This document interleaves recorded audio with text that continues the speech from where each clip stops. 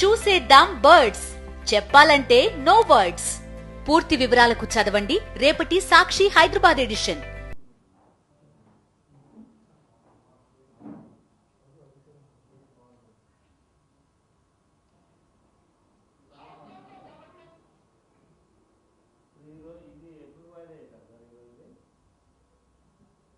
ఇది ఈరోజు 3 కేసులు. ప్రత్యేక హోదా డిసెంబర్ 11 వాళ్ళు కౌంటర్ ఫైల్ చేయాలి. నేను కూడా తద్వారా లాభాలు ఏంటి అనేది డీటెయిల్గా ఫైల్ చేస్తాను.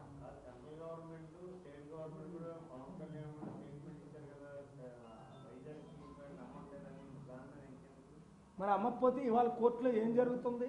అమ్మకమే జరుగుతుంది. ప్రత్యేక హోదా ఏ విధంగా గవర్నమెంట్ ఫైల్ ఎందుకు చేయట్లేదు? చంద్రబాబు నాయుడు గవర్నమెంట్ మాకు ప్రత్యేక హోదా కావాలా వద్దా ఫైల్ చేయమని అడిగాను. ఆయన తెలివైన ఆయన కదా, మీరు ఫైల్ చేయండి. నేను కదా ఫైట్ చేస్తున్నాను, మీరు కాదు కదా. నాకు మద్దతు ఇవ్వండి, తప్పే ఉంది. మీ గవర్నమెంట్ కదా బాగుపడుతుంది, ఖజానా ఖాళీ అని అరగంట సేపు చెప్పాను. చంద్రబాబు నాయుడు గారు ఇప్పుడు 30 సార్లు చెప్పారు అసెంబ్లీలో. కోర్టు స్వర్గం అయిపోయింది. పాపం ఆయన దగ్గర డబ్బులు లేవు, అకౌంట్లు ఖాళీ అయిపోయి. అది ఎలక్షన్ ముందు ఆయనకి తెలిసినా గెలవడం కొరకు చెప్పలేదు. ఇప్పుడు చెప్తున్నారు. అప్పుడు తెలీదు ఆయనకి. 4th time CM. ఆయనకంటే తెలివైన సీఎం ఎవరున్నారు? అందుకనే ఆయన మీరు ప్రధానమంత్రి అవ్వండి.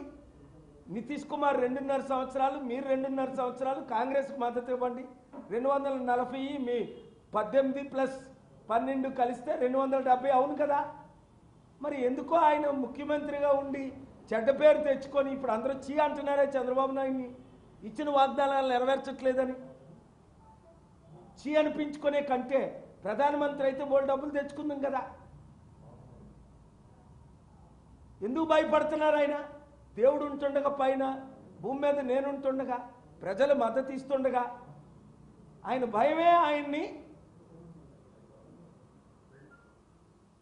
వెంటాడుతుందా అని అనిపిస్తుంది. భయపడకండి, బైబిల్లో మాట ఉంది, భయపడకండి, ధైర్యంగా ఫైట్ చేయండి.